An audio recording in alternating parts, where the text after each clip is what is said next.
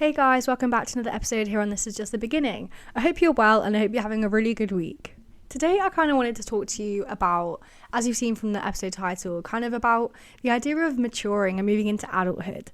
And this can seem like a very weird topic for me to be talking about. I don't really talk about stuff like this, but I think it's very apt, especially for someone who's turning 21 very soon and everything's changing with jobs, with literally everything in my life is changing at the moment, or it's not changing, but I feel like it is changing in some way.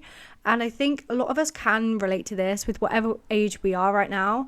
And I feel like you can relate to this from the age of 16 onwards and up till like you're 80 years old, you know, like there's always chapters in our life where we change a little bit and we realize that, hey, wait, we're maturing, like we're an adult. And I've noticed this a lot recently.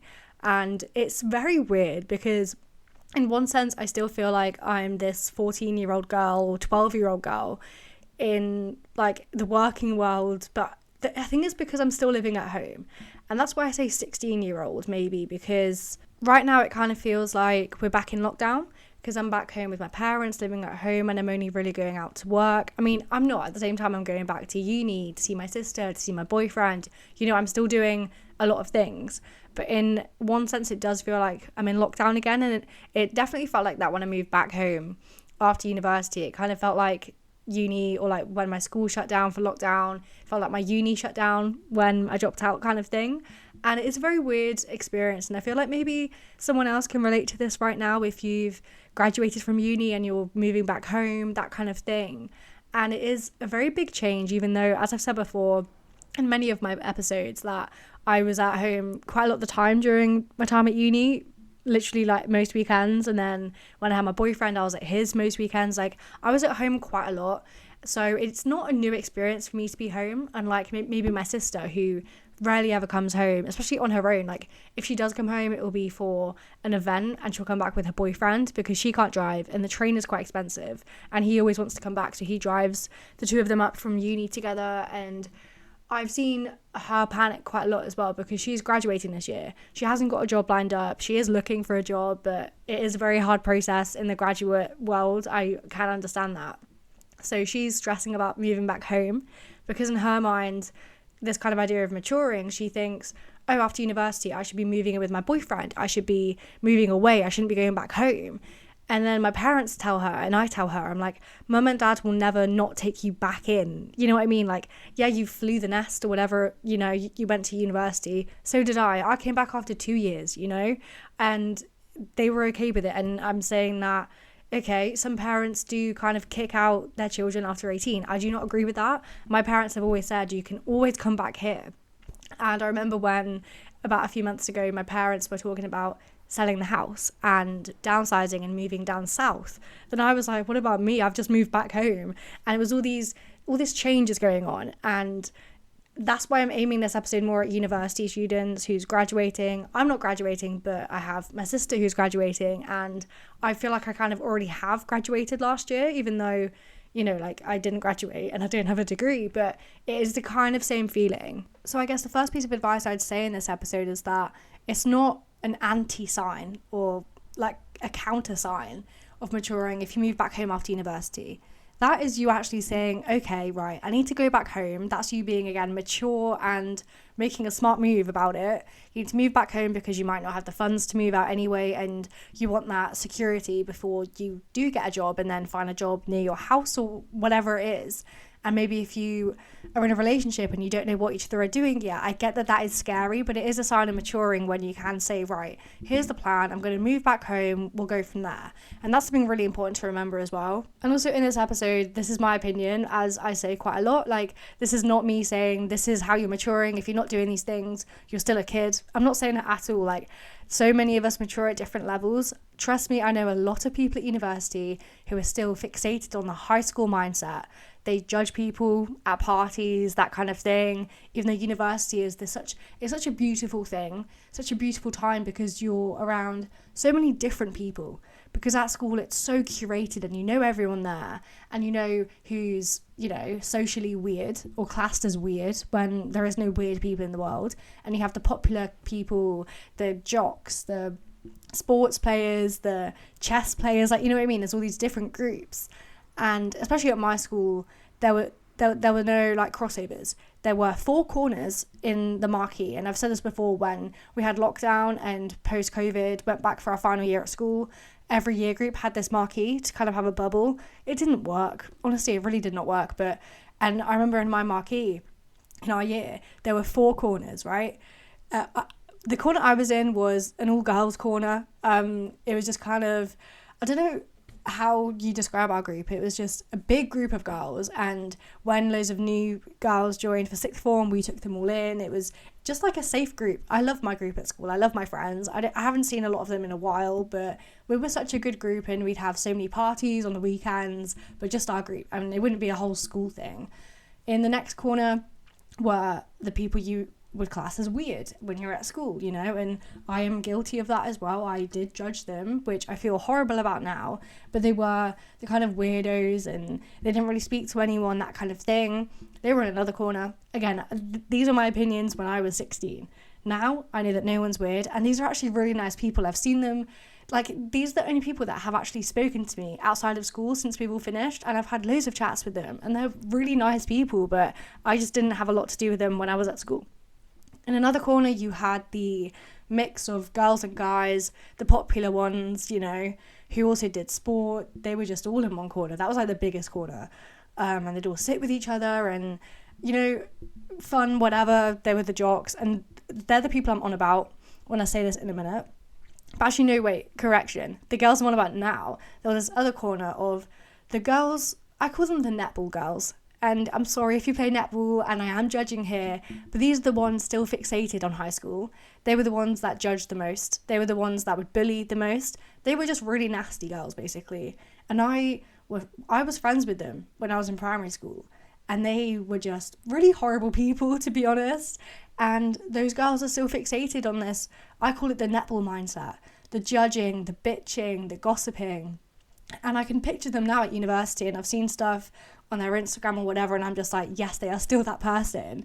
They're fixated on who slept with who. You know, to be fair, it's kind of weird though, and this is another sign of maturing. It's kind of a superficial one though. But when you're at school and it goes on from who held each other's hand to who slept with who, you know, and that I remember that happening so quickly. Like, I think it was when we all turned, like, it was the start of 6th form, so 16, 17. And honestly, the gossip turned to, oh my God, he slept with her when he was with her. And yeah, I remember that. And it was just like, wait, what? And it was this whole shock, like, oh my God, yeah, wait, we're that age now. Because, I mean, I was a bit older when I lost my virginity. But I'm not going to talk about that right now. But, you know, like, it was just a bit like, oh, wait, yeah, we're older now. And it was just such a weird, like, that was kind of a bad sign for me thinking about that. I remember being there like, oh my God, wait, we're old now. And the fact that we were like the top of the school, I was like, I remember when I was in year 7, running around with a skirt down to my ankles and my blazer way too big for me, my bag literally suffocating me. And it was just, yeah, I remember being that young, and I still feel that young sometimes. And I'm still that little girl most of the time. To be honest, if you know me, you know that I can be so immature and just have fun. But this is another point I want to make, that you don't have to grow up. Maturing, in my mind, is not the same as growing up. I hope we never grow up. I hope if you're like me and you like to mess around, you like to piss people off, you like to play pranks on people, you like to joke around, you don't have to be this professional LinkedIn character profile all the time. You don't have to be that person. I know some people that are, even 20-year-olds like me, some even younger, at university, as soon as they went, they were probably like this before that as well. They're these cold finance corporate people who don't have fun, they don't go out, or when they do, they party too hard and then regret it for the next few months and then don't go out again. You know, I love a party. In a way, I'm still fixated on that 16, 17, 18, like end of school mindset, because in a way, like, I missed out on that because of lockdown. When lockdown hit was when I started going out, and I started not drinking. I mean, I was drinking a bit before that, but that's when I started like partying and going out, and that was the best time of my life in a way, because I loved that time. I loved 6th form so much, because I remember that was another first sign of me getting older, when I was wearing like a suit to school. I couldn't say work then, to school, and we had free periods, and we could come in late if we had a free period first thing, and some people started driving, and it was all these things happening at the same time. And then lockdown hit, and it just demolished all of that. And no one talks about the effects of lockdown on us. And that infuriates me. Sure, there's more kind of studies coming out now about how it's going to affect the younger generation. But what about the middle generation, us lot, who missed out on so much? How is that going to affect us? But that is definitely an episode for another time, because I do want to do a lot of reading about that. But yeah, so whether you're 16, 17, you're like the end of school right now, I wonder how you feel about this with everyone starting driving, or maybe everyone else has passed their test but you. I don't know. My sister is in that boat. We've all passed our test but her. To be fair, she only tried once, and then she's not been able to do it since because of university, and she's just not been bothered to do it, to be honest. But all these things like happening with driving, started to party, and like I know those girls that were 14. I remember them going out clubbing on Wednesday night. I honestly remember that, and I thought, if my child ever did that, 16, okay, I can kind of understand. Not 14, that, no. But I'm not going to judge them for that, you know. They did that for popularity, whatever it is, but, you know, that's in the past. But yeah, with everyone started clubbing, partying, you've got, you know, end of school events like prom, leavers ball, whatever it is your school does, whatever you do. And I was not sad at all. So I remember, I don't think I've told you this, but I remember so we finished school in 2021. And that was when, if you remember, in the UK, when it was like the traffic light system with travelling abroad, when it was like green, amber, red. Red, you had to quarantine when you came back. Amber, you had to do a test, something like that. And me, my mum and my sister booked a flight to Portugal for the kind of like end of June half term. And we booked it so we'd have like 2 days off school. But in this moment in time, we'd finished school, we'd finished exams. So that's why we went. Because, you know, it'd been a really hard time for our year group with, you know, we said there will be A-levels, there won't be A-levels. And I don't know if you were in that year group too, and it was, because the year before us, obviously when COVID hit, everything was cancelled. So my school did it in a way that we had little tests every 2 weeks for the whole duration of upper sixth, so year 13. And it was the worst time. Basically, it was horrible, and that's because the teachers weren't sure, the government weren't sure if the exams would go forward, and they waited literally until May to decide. So we just went at it at our own way, doing all these mini tests, and we got to a point where we were just so exhausted. I was going through anorexia as well at the time. So everyone else was going through stuff as well. I'm not saying I was the only one that had problems. No, I'm not saying that. But I was going through loads of shit as well. If we're talking about me here, which we are, but I was going through shit as well. So we booked a flight out. I think Portugal had just turned green momentarily, but while we were out there, I remember being in the airport going out. We were only meant to be going for a long weekend, and my mum got a call from my granddad saying, it's going to turn red, it's going to turn red. She was like, where have you seen that? I've not seen that anywhere. We'll be fine. It's for a few days. Little did we know that a couple days before we were meant to come back. We were meant to come back on the Tuesday. And it was released in the news, in the Portugal news and as well news back home. Portugal was going to go red on the UK list Tuesday. And I think we were actually meant to come back on the Wednesday, but then we ended up coming back on the Tuesday, or Monday and Tuesday. We came back on the Tuesday, and no, the Monday, sorry. We came back on the Monday, and it was going red on the Tuesday, meant to be coming back Tuesday afternoon. So we were just panicking. I wasn't panicking. I said to my mum, let's just stay out here. We don't have anything to go back for. We finished exams, but then my sister was worrying about, and this is what this whole story is about. My sister was worrying about, what about leavers ball? What about, we call it King's Day because I went to King's school. King's Day was kind of like graduation day in America, when you get not your like graduation certificate, but we got like a scarf or something, I don't know, but the whole year group does go up and shake the headmaster's hand, like a little graduation ceremony. Parents meant to be there. That was cancelled to a point anyway where we were the only ones that would be allowed to go. Parents couldn't go, which was so pointless anyway. And I'd had a shit year. I was like, I don't want to go to that. There's no point in going. My best friend wasn't going, so I was like, I don't want to go. Like, I've done my exams. That's me finishing school. I don't want to go back. But then my sister was saying, no, we can't stay out here. We have to go back. Because it was in a week, I think. And if we'd waited until our flight anyway on the Tuesday, we'd have to quarantine for 2 weeks. So we would miss it.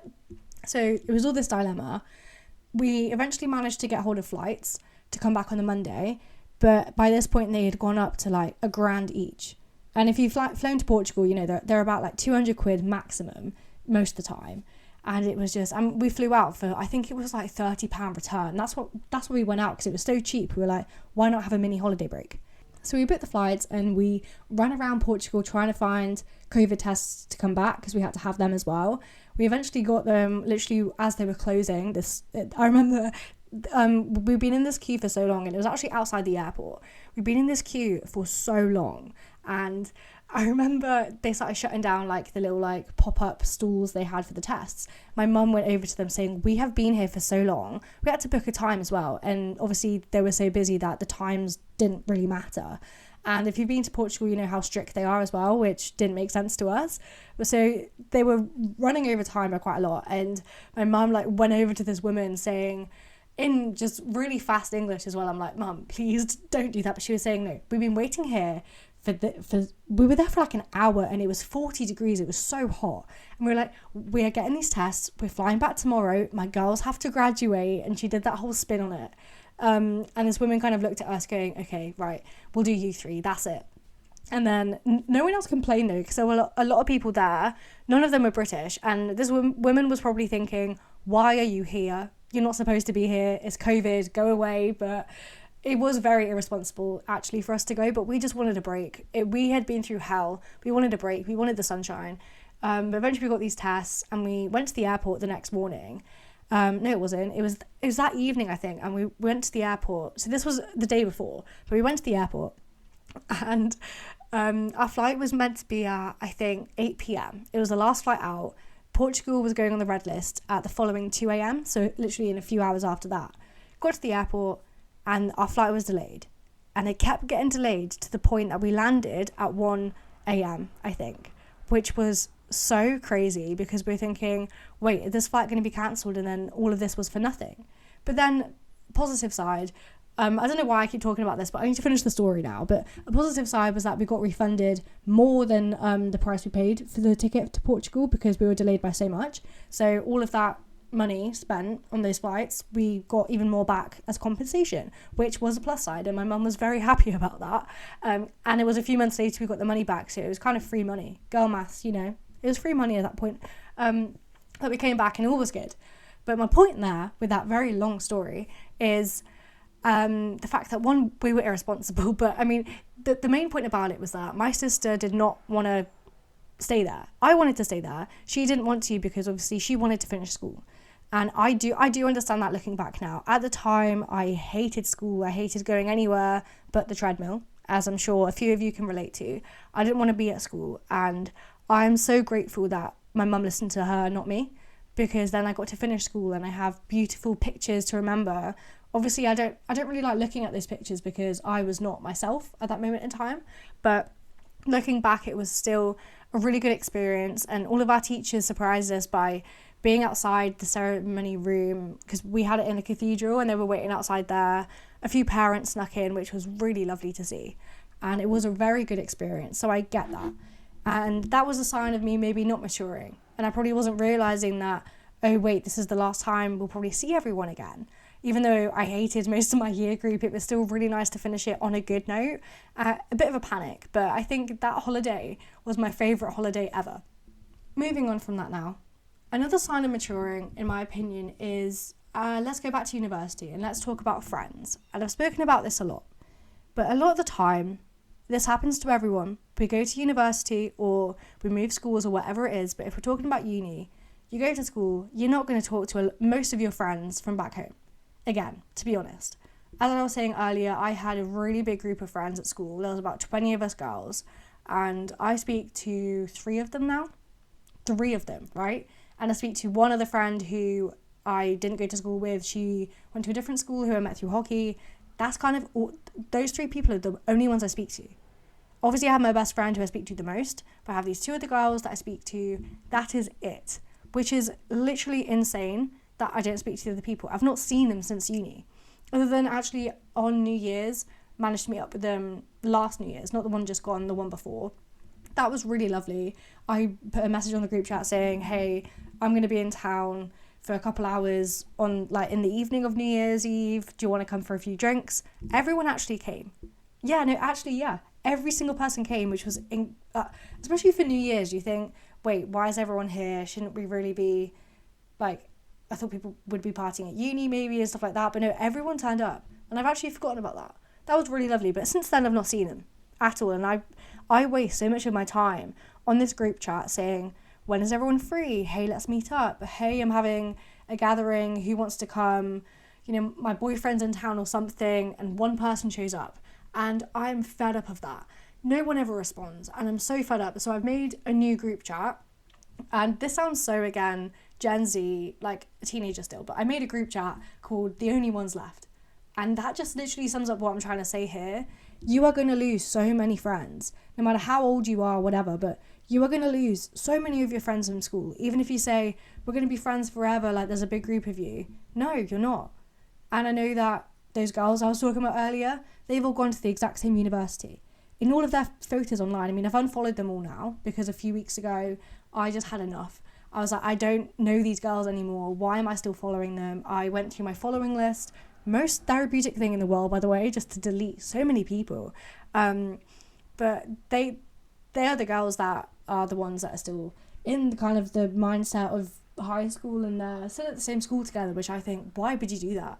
I went to a university where only one other person went to, and I actually knew her quite well. She was in our group at school as well. Didn't know her all that well, but I saw her once at my time at university, and I was trying to make an effort to go see her more, but I was like, no, she's not making an effort with me. And that's what I mean, like, you, with friendships, and I mean, I know I've spoken about friendships quite a lot, but if they're not putting the effort in, why are you putting it back? You have to reciprocate, and I say this with any kind of relationship, friendship, whatever it is. Work, maybe not, that is a bit different, but any relationship, friendship you have, if they're not putting the effort in, why are you wasting your time with them? I know it's painful letting people go, but they're not really your friend if they're not giving you the time of day. And that is the harsh truth here. And as soon as you realise that as well, that is another sign of maturing. And I realised this pretty early on in first year of uni. I thought, I'm not going to see these people again. And I thought, so what? I've got my closest friends who I can see, again, it's not that much. It might be four times a year, if that, maybe at Easter, maybe at Christmas, maybe in the summer holidays, because they are all still at uni and they will be for another couple of years. But my point here is that you are going to lose people, and you have to be okay with that in order to move on with your life and to get on with your own growing up. And it is hard, but you will get there. And to be fair, my mum told me this a lot of the time as well. She was saying how when I was kind of getting annoyed when no one was responding to my text or no one was messaging me ever anymore, she was saying, I have one friend who I speak to. And I speak to her most days, sure. But then I see her, she's been seeing this friend quite a lot recently, but she was like, you have my one best friend, and you see her, once a month, if that? And you're both living at home, you both live 10 minutes away from each other. But yeah, like, we're both busy, but when we do see each other, we see each other for hours just catching up. And that is my point, like, you are not going to be able to, like, go out with all your friends over and over again, because at the same time, when you do all come back from uni and, everyone's there and you're trying to catch up with every single person because everyone's been doing their own thing, it's impossible. So just stop doing that and just catch up with one friend. That's the best advice I could give you today, because it is draining, and that is the best way to do it. On this note, maybe a deeper note as well, I think the biggest sign of maturing, in my opinion, is when you learn to let things go. And it is the hardest thing to do. And I have been there so many times with so many different things. But as soon as you let things go and you learn to let them go, yes, they're still going to hurt. It's still going to be a very painful process, but it gets easier over time because time does heal. And I've learned this through my last episode about breaking up with anorexia, I've let that go, and it's taken me, 5 years now to let that go. 2 years in recovery, but I've been holding on to that for so long because I thought that was who I was. Like, that shaped me into who I am. Sure, it shaped me into who I am, but it doesn't define who I am. And I've been trying to grapple with that for so long, and now I finally understand that I am my own person away from that. Same thing with my ex-boyfriend. I was holding on to our relationship for so long, for so many months, and it drained me to the point where I was almost like a vessel, like I was back when I was in my darkest depths of my eating disorder. It was a very similar thing. Like, that was what, like, holding on to things did to me. And I think anyone can relate here. Maybe you can relate if you've lost someone and you're grieving and you're trying to hold on to them. And that is hard, and I know that is a completely different thing. Trust me, I've lost people in my life, and it is a really hard experience, and maybe I can't compare the two. I know I probably can't do that. I don't think that is fair, actually. But it is that holding on to people and holding on to, or not even people, maybe it's scenarios like my eating disorder, or maybe you're holding on to school. Maybe you're one of those girls I explained, and I'm sorry if you are, but maybe you're still trying to hold on to school, and I am a little bit. I'm trying to hold on to that party girl who I almost was at school and then couldn't be because of COVID and then because of my eating disorder. And now I'm that person again, but now I actually don't want to be that person because I've realised I have grown out of that, but I never had it. So I'm like, what do I do? Because every time I do go out on parties, I hate it, to be honest. I love it in the moment, but then the next few days, I'm like, I've wasted 2 days. The day of partying, and then the next day, and then also probably the next day, because I am old now. I'm 20 years old and I get really bad hangovers. I get 2-day hangovers. What is happening to me now? To be fair, I think it's because I'm not at uni and I don't do it as much, maybe once a month, and I think that's a very healthy amount, to be completely honest. Like, it's not that much, but maybe I could do it a bit more. But I mean, after the breakup, I was doing it every weekend, and that drained me even more, so that's why I'm not doing that now. In terms of relationships now, so romantic relationships, again, I can't say a lot on this because I've not had so much experience with it, and this new relationship is very new, as I said. Like, it's a few months, not even that, it's like a month maybe, I think. Yeah, it's a month. Whoa, that's crazy. It's a month today. Happy anniversary to us. Oh my god, that's so mad. But yeah, I can already kind of see how maturing in relationships work. And again, I cannot give so much advice about this, but from what I've learned already, and I will do more updates on this as it goes along, and maybe in a year or so when, it's been there for quite a while, and we've been together for a year. But at the moment, I've realised maturing in a relationship is knowing, like, kind of reading signs of your partner and knowing when they're upset, and also the difference between if they want to talk about it or they don't want to talk about it. And it's really difficult to do that. But I found, even though I've been with Dan for a month, I can read him so well. And the best thing about him is that he can read me so well as well. And I know that I do not hide my emotions. I'm very, very open. But a lot of the time, I don't want to say it. But with him, because that's what I'm used to with my ex-boyfriend. I'm used to being silenced. I'm used to being, kind of like told off for my emotions. And that's why I do find it hard to talk about it. But I feel I can trust my boyfriend now so much, and I'm so open, so confident with him, and I've learned that so much. And seeing that happen from literally just, how long was it, like 3 months of personal growth in between boyfriends, and I'm already so much stronger. I know that, again, going back to the letting go thing, I was needing to do that for ages to be the person that I am now. And of course, it's still a work in progress, and there are some things that I don't want to share and I don't want to say, but he always tries to get it out of me, and I love that for him a lot. I love that he does that because it does push me out my comfort zone, and that's what I need, because right now where I am, living at home in a job I've been in for almost a year, I am in my comfort zone. So it's good being with someone new, that we're doing new things together, and I'm talking about things with him, and it's just a very new situation. I'm always out of my comfort zone with him, but in a good way, because I feel comfortable around him, if you kind of get the gist of what I'm trying to say here. But it's so good, like, he pushes me, not in a bad way, he doesn't force it out of me or anything, but he just knows what to do. He sits there and waits for me to talk, and that is a very good sign of maturing. I'm kind of talking about him here a bit, but in terms of a relationship, when you know when that person wants to talk to you, or if they don't want to talk to you, but you know that they kind of want to inside, and they know that they kind of need to get it out. And it's about just being there for someone else. It's learning how to listen to other people. And I found that really hard recently, because there's a couple people in my life who they're going through shit. And it's very weird for me to be on this side of it, because I've always had, and it's the same people who have looked after me over the past few years with me going through all my shit that I've been through. And in my head, I'm like, right, I have to be there for them, because they've been there through me, with me through everything I've been through. But it's so hard to do that when I've not done that. And I feel like I'm going to panic.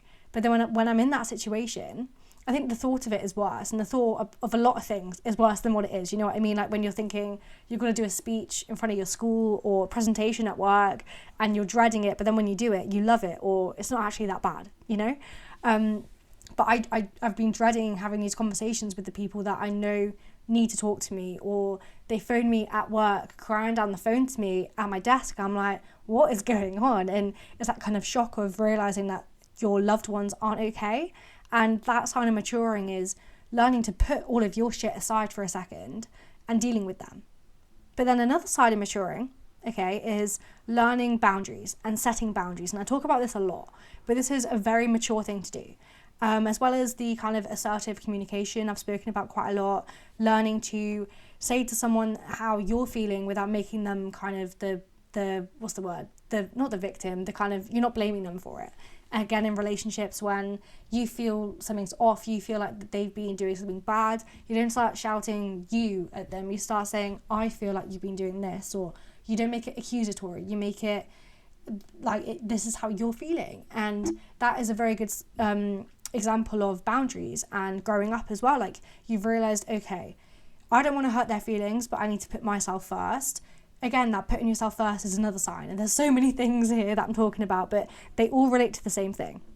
Assertive communication means that, yeah, you know that your feelings matter, your feelings come first in your life, but then you can never neglect the other person's feelings. Whether that is someone you hate, maybe you're having a huge shouting match at your best friend who you now hate, I don't know, something like that, or whether it's with a family member or your partner, whoever it is, you need to have that. I can't say you need to have, but the assertive communication thing I'm talking about makes life so much easier, especially when the other person understands it too.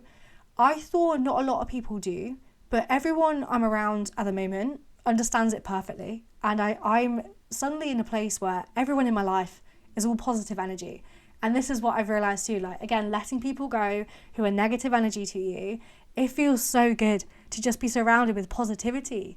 And I'm not the negative one either, and it's just such a good feeling. And with the boundaries thing as well, setting boundaries to, again, prioritize yourself. Set boundaries with your partner or at work even. You can have that conversation at work in a professional way, of course, but you can set boundaries with everyone and yourself. Setting boundaries with, maybe, for example, I talk about a lot partying. Maybe, you love partying, but you need to kind of slow it down a bit because you're not prioritizing yourself. For example, you're not doing self-care, you're just going out a lot, you want to kind of drown out your emotions. And I'm not just talking about drinking. Again, I'm just talking about maybe just socializing. And this was me at the beginning of the year. I was pushing down my emotions, but then I set a boundary in place for myself saying, okay, when I want to go to a party or whatever the event is, ask myself, do I actually want to go? And why do I want to go? And then my mindset flipped from the initial thought of, I don't want to be at home this weekend, I don't want to be thinking about things, I don't want to be in my own head. And that flipped quite quickly to, I've not seen that person in a while, I want to go see them, they're going to this event, I want to go see them, I want to go have fun with them. And it flipped into a very positive thing with, okay, I want to do this, but not for this reason. And then also with other times I think, I actually don't want to go out tonight, I want a self-care night, and then I'd make sure I do that. I'd make sure I stick to my promise to myself. And that kind of boundaries with yourself helps you so much, and that is a huge sign of growth, because growth is also maturing. All this self-discovery talk, this is all maturing. This is all you working on yourself for a better future. And on that note as well, learning to be okay on your own is another huge sign of growth. And again, maturing, both come hand in hand, but being okay on your own is the scariest thing. And this is something that I've been working on a lot recently, because I'm not on my own a lot. When I'm at home, working from home, my mum is downstairs or my dad's coming in from work or whatever it is. When I'm in the office, obviously I'm around people. On a weekend, I'm usually with my boyfriend, my sister, my friends. I'm always away and I'm always doing stuff. I don't live on my own. And that is a new thing I need to cross when it comes to it. When I was talking about that dog sitting week I did a few weeks ago, I loved that so much because I was actually on my own for the week. And I was okay. Sure, okay, that was a very short burst of being on my own again, but I was very nervous. I was very scared to do it, but I did it. And that is a huge sign that, again, I promised myself that I'd be okay, and I was okay. And I loved it. I loved every second of cooking for myself again. I was with a dog though, which made it a bit easier. I wasn't fully on my own, but that kind of feeling of independence again. Because sure, I am very independent, I am, but then I love having the comfort of my mum. That's why I'm still this kind of kid. And I always will be, because I'm such a mummy's girl. I'm a daddy's girl as well, but that's because I need his money for my fuel money. I'm joking. I pay for my own fuel money, but every now and again I'm like, Dad. I feel like we're all a bit like that sometimes though, because I am, like my dad's little princess still. I'm the youngest child by 12 minutes, but I still have that persona of being the youngest child, and I'm not afraid to admit that. I'm not afraid to hide that from people. Like my sister said to me, I think it was my sister, she said, when I started like hanging out with Dan and everything, when we got together, she was like, don't let him see how needy you are. It was a joke. It was a joke, definitely. But she was like, don't let him see that you are like such a daddy's girl. You're still this like little kid sometimes. I'm like, yeah, but that is who I am. And I'm not afraid to show that, because as I said, like I can be this child sometimes. I can be so immature, but I love that. And maybe you might be shocked to hear that from listening to this episode about maturing, and I sound quite mature, I think, sometimes when I'm talking about all the topics I talk about. But no, I love to have fun. Of course, I also love routine and structure, and I'm so professional when it comes to work, and obviously this platform I'm very professional, but I do, like most of the time I'm at home, I am in my Udi. I have so many jelly cats on my bed. I've got this banana duck, this huge ass fluffy banana duck. Don't ask what a banana duck is. I don't know. Okay. But my nan gave it to me a few months ago, or like a year ago. It's my favourite thing ever. I sleep with it every night. When I go on holiday, I take my duck with me. Okay. I take a teddy bear with me. Say teddy bear, with whatever jelly cat I have, I take with me. Okay. My sister's boyfriend, when it's my birthday or Christmas, he always gets me a new jelly cat, which I love, because they're also not that cheap, but I always have, like, that is just me, okay? And when Dan first came over for that first weekend a couple weeks ago, my mum was like, are you not going to hide all of your jelly cats? And I was like, actually no, because I'm not embarrassed by it. I used to do that, but no, I'm not embarrassed. Yeah, okay, it's very childish, I'll admit that, but it makes me happy, and I think that's a really good thing to take from the end of this episode. Do what makes you happy. Again, that is another sign of maturing, when you kind of go off the path of what everyone else wants you to do, and you do things for you. That is such a good feeling. And I think you maybe you're sitting there going, I really want to do this, but this person doesn't approve, or they might think it's weird to do that, or I'm not ready to do that. Whatever it is, just do it, because that means you are maturing, because you can make your own decision in life. And that's quite a very simple explanation of what it is to mature. And it's not about you moving out of your house, or you having to start this new business project, or get a corporate job, whatever. If it's you going back to do college exams, whatever it is, or you getting a job in your favourite job, I don't know what it is, okay? Whatever you want to do, that means that you are maturing. That means that you're growing, and it's a good thing, and you know it's a good thing. So just go out there and do it. On that really positive note, I'm going to let you go now. And you'll be happy that you've had an episode Sunday and now today, because I missed my episode recording time last week. So you've got 2 episodes basically this week. I hope you've learned something from this. I think I've learned a lot about myself from this as well. It's a good thing. And I hope you realise you are on a very good path right now. Whatever you're doing, even if you don't think you are doing really well. Even just listening to this podcast means you're trying. And that is good enough for me. So I hope you have a really good week. I hope you are enjoying a bit more of the sunshine in the UK. It is getting a lot sunnier here, which I love. I'm a bit annoyed because in Portugal it's now 30 degrees and I left, and when I was there it was 23 degrees. So I'm a bit annoyed about that. But anyway, this weekend I am spending it with my boyfriend, because various things happening. I was meant to be going to his house, but now he's coming here for the weekend. So very much looking forward to that. Be a very good weekend. And then I've got a content day, shoot day on Monday. So I've got a very good weekend ahead of me. And also, Taylor Swift's new album comes out on Friday. Believe it or not, I know you probably can't believe this, I will be up at 5 a.m. on Friday morning. Luckily, I'm working from home. I might not even go to sleep, depending on if my boyfriend is here or not. I do not know if he's coming, what day he's coming, but I've told him if he is here Friday morning, he'll be listening to the new album with me. And I hope you are listening to it at 5 a.m.